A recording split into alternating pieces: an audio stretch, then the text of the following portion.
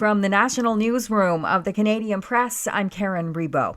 Two-time Oscar-winning actor Gene Hackman has died at the age of 95.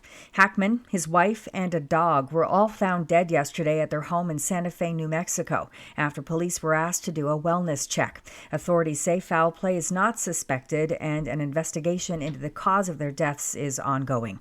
ABC's Dave Packer looks back at Hackman's stellar career.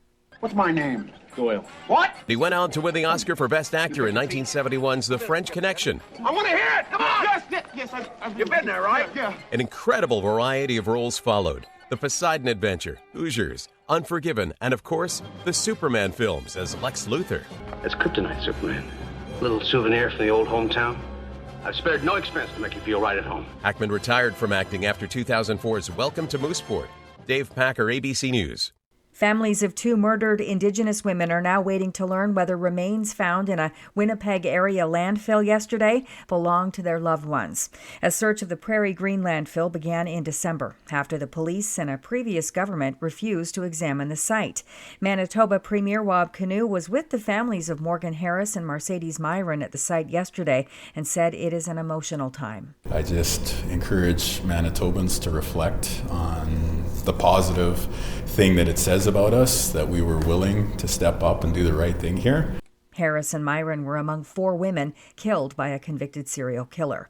Ontario's political party leaders have crisscrossed the province, released their platforms, and made their pitches over the past month. Now it is decision day for voters.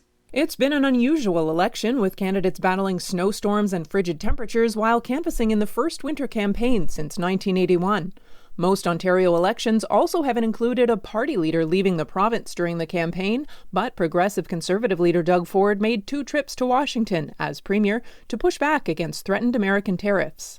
NDP leader Marit Stiles, Liberal leader Bonnie Crombie, and Green Party leader Mike Schreiner say this election was unnecessary, but have all pledged more access to primary care, more housing, and more affordability measures. Alison Jones, The Canadian Press, Toronto. The Alberta government will deliver its budget today amid the looming threat of U.S. tariffs. The document is expected to contain a potential tax cut. Finance Minister Nate Horner says the uncertainty surrounding tariffs makes the budget more challenging.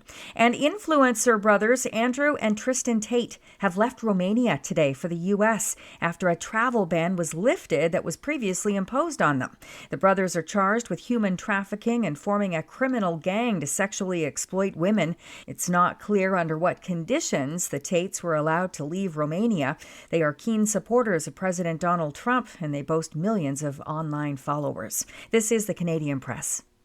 In sports, it was a light night in the NHL last night with just 3 games on the schedule. The Winnipeg Jets extended their franchise record winning streak to 11 games in topping the Ottawa Senators 4-1.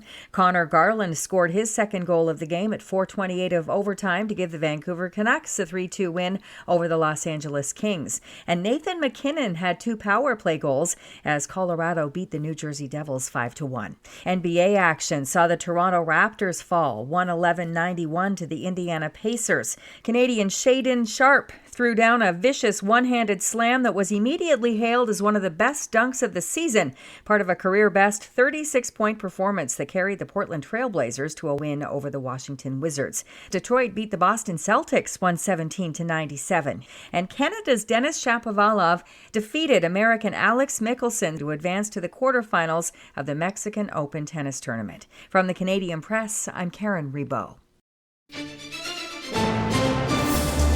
Thanks for listening. Don't forget to follow and subscribe. For more of today's top stories, visit thecanadianpressnews.ca.